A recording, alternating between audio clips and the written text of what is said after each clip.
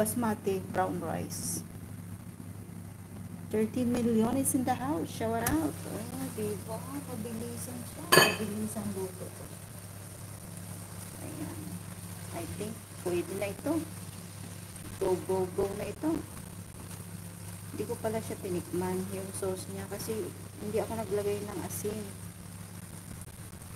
Kasi yung Cajun, I think, ano na. Ay. Ito talaga yung inilaban ko eh. Yung sibas na isda. Minix ko sila. Maiba naman na, diba?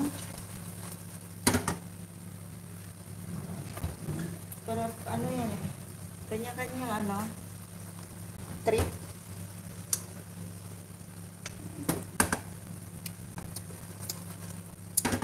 O, diba? Lamig yun. Kailangan natin lagyan ng oyster sauce at saka fish sauce. Kasi hindi ako naglagay ng ano, rice, ng asin.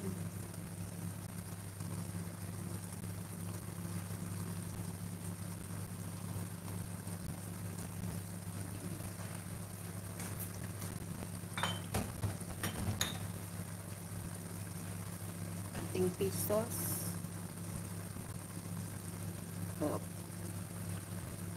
Yummy popcorn. And then, maya-maya natin ilagay yung ating lime.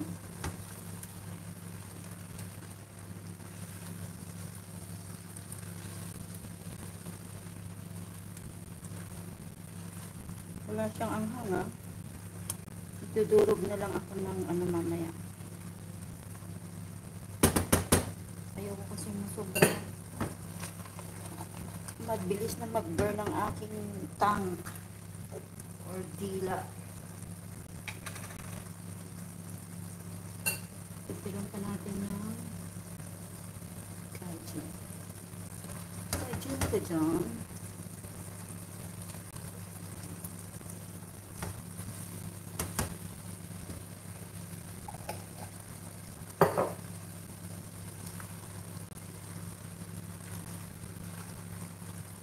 Ito na sila.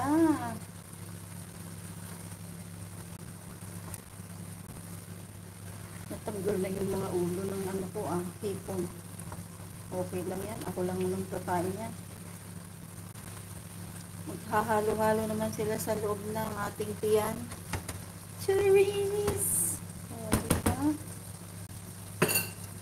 Simpleng luto lang to. Madali ang luto. Agoy. Tikman natin yung sauce.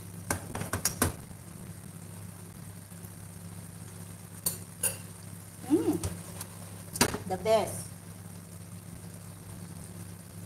Lamig yun. May cravings ka. Gawa na ng paraan. Diba? Dapat nga to merong hotdog. Hindi ko nalabas yung ano ko hotdog. Nasa freezer. Oh. Hindi tapos na ang ating seafood, mixed seafoods na madalian. O, diba? Order ako nito nasa more than 2,000 dito sa Kuwait. Nakakagutom naman po ate. Tara, itidaikimasu. Kain tayo.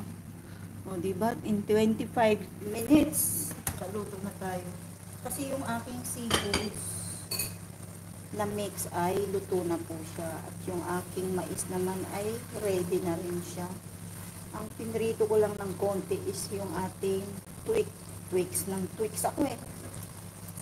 Yung ating sibas na isda. Tinry ko lang ilagay. Na twist, diba? O. Kasi hindi ako mahilig sa isda. Wala akong hilig sa isda. Charot.